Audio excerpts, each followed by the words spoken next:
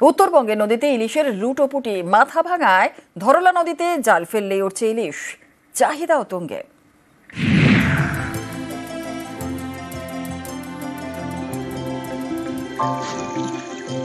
মাছের রাজা ইলিশ, এই ইলিশই মিলছে উত্তরবঙ্গের নদীতে। কোচবিহারের মাথা ভাঙা, গা ঘেঁষে বয়ে গিয়েছে মানসাই নদী। এখানকার রেল সেতু সংলগ্ন এলাকায় নদীর বুকে জাল ফেললেই উঠছে ইলিশ। কোনোটা ছোট, কোনোটা বড়। টাটকা ইলিশের চাহিদাও ভালো। মানসাইয়ের ইলিশ জিভে জল আনে। চাহিদা তো মানুষের টাটকা ইলিশের চাহিদা অনেকই বেশি, কারণ এটা টাটকা। মানে সাইজ কেমন হচ্ছে? সাইজ 500, 600, 200, 250, 1 কেজিও আছে। 1 কেজিও পাইছেন? প্রতি বছরই আসে এই মাছ? হ্যাঁ, প্রতি বছরে আসে। তো এবছর কেমন পাওয়া যাচ্ছে ইলিশ? এবছর মোটামুটি 4 কেজি 5 কেজি অবধি পাওয়া যাচ্ছে। এটা কি বাংলাদেশ থেকেই আসে? হ্যাঁ, এটা বাংলাদেশ থেকে আসে। মাথাভাঙায় মানসাই নদী, এই নদী মিশেছে সীতায়ের ধরলায়।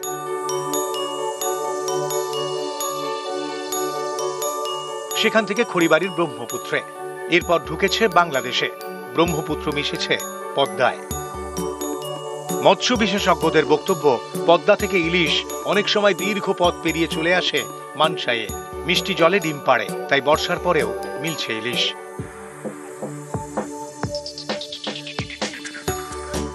ইলিশ মাছ যখন ডিম পাড়ে তখন মিষ্টি জলে এসে ডিম পাড়ে, নোনা জলে ডিম পাড়ে না। তখন ব্রহ্মপুত্র ডিম পাড়ে এবং তার আরো একটু এগিয়ে এসে ওই বাংলাদেশের ধরলা হয়ে আরো উপরে যখন আসে তখন সেটা এই মানসাই নদীতে বা জলঢাকা নদীতে চলে আসে। যার জন্য এখানে যে ইলিশগুলো ধরা পড়ে সেই সব ইলিশগুলো সবই কিশোর ইলিশ, সেগুলো পূর্ণাঙ্গ ইলিশের মতো দেখতে হয় না। কোলাঘাটে রূপনারায়ণ হোক অথবা হুগলি মুর্শিদাবাদে গঙ্গা, বর্ষায় জাল ফেললেই ইলিশ ওঠে। বঙ্গোপসাগর থেকেও ট্রলার বোঝাই করে দক্ষিণ 24 পরগনার বিভিন্ন ঘাটে পৌঁছয় ইলিশ।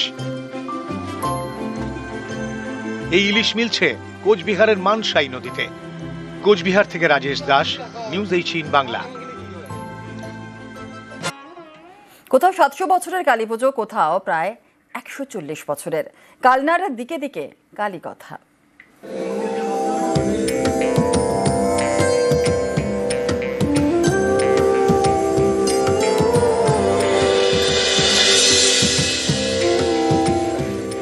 পূর্ব বর্ধমানের কালনায় 700 বছরের পুজো। স্বপ্নাদেশের পরে প্রতিষ্ঠা করা হয় সিদ্ধেশ্বরীকে। দীপান্বিত অমাবস্যায় সাড়ম্বরে পুজো, নানা রকমের মাছের ভোগ নিবেদন করা হয়। স্বপ্ন দিয়ে তৈরি, বর্ধমান রাজাকে স্বপ্ন দিয়েছিলেন। সেই বর্ধমান রাজা এসে বলেছিলেন যে এরকম এই যে মায়ের সিঁড়িটা দেখুন, এই সিঁড়িটা স্বপ্ন দিয়ে তৈরি। সিঁড়ি আপনি কোথাও দেখতে পাবেন না, এমনি শুধু মা সিদ্ধেশ্বরীর মন্দিরেই আছে।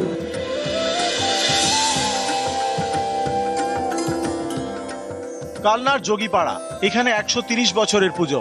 সত্যযোগী শুরু করা। কথিত আছে স্বপ্নাদেশের পরেই তিনি মায়ের মূর্তি প্রতিষ্ঠা করেন।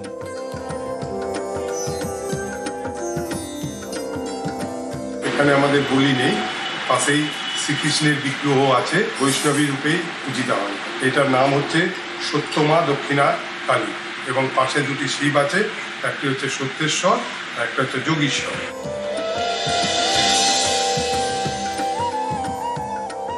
কালনায় 138 বছরের সদানন্দ কালীবাড়ি। সাধকের নাম অনুসারে মন্দিরের নাম। সারা বছর পুজো হয়। দীপান্বিত অমাবস্যায় বিশেষ পুজো। তন্ত্রমতে পুজো হলেও এই মন্দিরে পশু বলি হয় না। পুজো হয় টোটাল তন্ত্রমতে। এই আসনটা হচ্ছে পঞ্চমন্ডী আসন, এই যে বেদিটি যার উপর মা বসে আছে। বলি এখানে হয় আগ বলি, চালকুমড়ো বলি ইত্যাদি, কিন্তু পশু বলি দেয়া হয় না। জাতি ধর্ম বর্ণ নির্বিশেষে প্রত্যেককে পুজো দিতে আসে, এক পংক্তিতে বসে প্রসাদ সেবা করে। পূর্ব বর্ধমান থেকে নবকুমার রায়, নিউজ 18 বাংলা।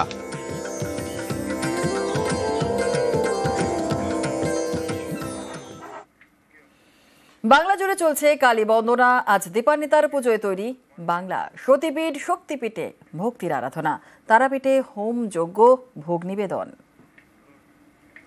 তারাপীঠে এই কালী পুজোর সময় রাজ্যের বিভিন্ন প্রান্তের যারা পুণ্যার্থী তারা বছরভর অপেক্ষা করে থাকেন কালী পুজোর বিশেষ এই তিথিতে মা তারাকে পুজো দেবেন। শীতল ভোগ নিবেদন করার পর গর্ভগৃহ খুলে দেওয়া হয়েছে সাধারণ পুণ্যার্থীদের জন্য। কালী পুজোর দিন এটা তন্ত্রমতে পুজো হবে। সকালে মায়ের স্নান হয়েছে, এবার আরতি হলো, আরতির পর শীতল ভোগ নিবেদন হলো। এখন সারাদিন পুজো চলবে। এরপরে দুপুরে মায়ের অন্নভোগ নিবেদন হবে। অন্নভোগ নিবেদনের পর সন্ধ্যাবেলায় আবার সন্ধ্যা আরতি হবে। এরপরে আবার শীতল ভোগ হবে। তারপরে মাকে আবার পুনরায় সুসজ্জিত বেশে সাজিয়ে মায়ের নিশি পুজো হবে। ওই নিশি পুজোর সময় আবার পুজো হবে, আরতি হবে, তারপরে মায়ের ষোড়শ প্রচারের ভোগ নিবেদন হবে। তারা অঙ্গে কালী পুজো, সেই জন্য মায়ের কাছে আসে, প্রার্থনা করতে আসে যে সারা বছরটা যেন ভালো যায়। দুপুরান্নে মাকে সিঙ্গার বেশ সাজানো হবে। সিঙ্গার বেশ করার পর মাকে পঞ্চব্যঞ্জন মানে 5 রকম ভাজা, মিষ্টি এবং পুষ্পান্ন ভোগ দিয়ে ভোগ নিবেদন করা হবে। আবার সন্ধ্যাবেলায় সন্ধ্যা আরতির সময় মাকে ডাকের সাজে সাজানো হবে কালী রূপে। তখন কিন্তু লুচি এবং সুজি দিয়ে ভোগ নিবেদন হবে। মুরগিটা থাকবে, কেন প্রচলিত আছে মুরগি ভোগটা আমাদের নিবেদন করা হয়। আবার কালরাত্রি মহারাত্রি যেটা নিশি পুজো, সেটা কিন্তু 11 থেকে 12টার মধ্যে হবে। তখন কিন্তু তন্ত্র সাহারা হবে, কিন্তু ষোড়শ প্রচারে তখন কিন্তু শোল মাছ পোড়া এবং কারণ এবং ছাগ বলি মানে ছাগ বলির যে মাংস, সেই বলিদানকে তন্ত্র সাহারে কিন্তু পুজোটা করা হবে। তখন কিন্তু কালী রূপে যে 2 ঘন্টা যেটা বলে রহস্য পুজো, সেই রহস্য পূজা মানে তন্ত্রের যে রহস্য পুজো আছে, সেই রহস্য পুজোর মাধ্যমে মানে মা তারাকে কালী রূপে পুজো করা হয়। কেউ ফেরে না খালি হাতে, তারা মায়ের দরবারে। কেউ ফেরে না খালি হাতে, কেউ ফেরে না খালি হাতে, কেউ ফেরে না খালি হাতে, তারা মায়ের দরবারে। কেউ ফেরে না খালি হাতে, তারা মায়ের দরবারে। এই আশায় মায়ের কাছে সবাই ছুটে আসে, লক্ষ লক্ষ ভক্ত। সব মিলিয়ে বলা যায় জমজমাট তারাপীঠ। রাত্রে নিশি পুজো, সেই নিশি পুজো দেখার জন্য বহু মানুষ দূর দূরান্ত থেকে এসে অপেক্ষা করছেন তারাপীঠে। ক্যামেরায় পিন্টু সরকারের সাথে অক্ষয় ধীবর, নিউজ 18 বাংলা।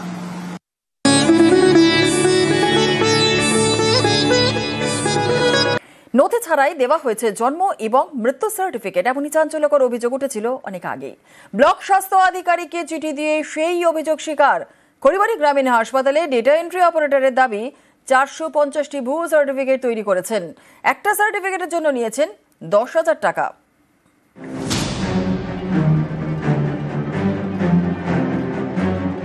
শিলিগুড়িতে খড়িবাড়ি গ্রামীণ হাসপাতাল। এই হাসপাতাল থেকেই একের পর এক জাল বার্থ সার্টিফিকেট এবং ডেথ সার্টিফিকেট তৈরির অভিযোগ। সেই অভিযোগই স্বীকার করে নিয়েছেন হাসপাতালেরই data entry operator Partha Saha. খড়িবাড়ির বিওমএইচকে একটি মুচলেখাও দিয়েছেন, তাতে দাবি করেছেন তিনি 450টি বার্থ সার্টিফিকেট তৈরি করেছেন। এক একটি সার্টিফিকেটের জন্য পেয়েছেন 10,000 টাকা। এই কাজগুলো করতে দেন নবজিৎ গুহ নিয়োগী, তিনি নকশালবাড়ি বিডিও অফিসের ডেটা এন্ট্রি অপারেটর। এই মুচলেখার পর পার্থ সাহার বিরুদ্ধে খড়িবাড়ি থানায় অভিযোগ দায়ের করেন খড়িবাড়ির বিওমএইচ। ও একটা মুচলেখা দেয়, তাতে ডিটেলস ও জানিয়েছে, সেই এগেনস্টে তারপর আমাদের স্টেট থেকে আমাদের সিএমএস স্যার অর্ডার করেন, WCMS2 স্যার একটা এফআইআর করার জন্য এফআইআর করা হয়েছে। বাকি যা নির্দেশ আসবে স্বাস্থ্য ভবন থেকে বা আমাদের সিএমএস স্যারের কাছ থেকে সেরকম অ্যাকশন নেওয়া হবে, কোনো রকম ভাবে রেয়াত করা হবে না।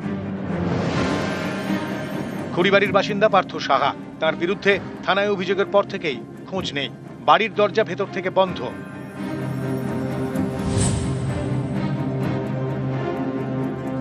খড়িবাড়ি গ্রামীণ হাসপাতাল, অভিযোগ এখান থেকে তৈরি হয়েছে 1000 ভুয়ো সার্টিফিকেট। তার মধ্যে কোনোটা জন্মের, কোনোটা মৃত্যুর সার্টিফিকেট। অথচ হাসপাতালের খাতায় রেকর্ড রয়েছে 170টি। গরমিল রয়েছে বুঝতে পেরে মুখ্য স্বাস্থ্য আধিকারিকের কাছে অভিযোগ জানায় হাসপাতাল কর্তৃপক্ষ। তার ভিত্তিতে তদন্তের নির্দেশ দেন মুখ্য স্বাস্থ্য আধিকারিক। এরপরই মুচলেখা দিয়ে দোষ স্বীকার করেন হাসপাতালের data entry operator Partha Saha. Kharibari থেকে বিশ্বজিৎ মিশ্র, নিউজ 18 বাংলা।